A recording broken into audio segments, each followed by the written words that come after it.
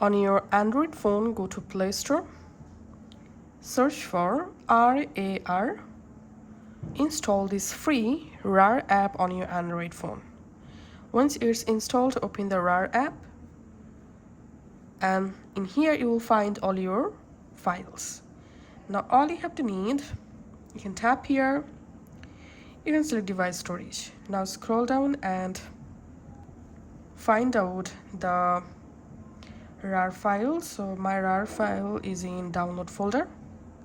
So here's my Telegram RAR file. Now all you have to need, long press the RAR file that you want to convert to APK, tap on rename, and now from your file name you have to remove .r RAR. So I'm just removing RAR and adding here APK and tapping on OK. So make sure your file name .apk added. Tap on OK. That's it. As you can see, the RAR file converted to APK. Now you can easily install the APK file.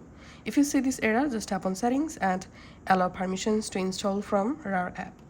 So here we can see now I can easily install this RAR or APK file on my phone. So that's how you can actually do it.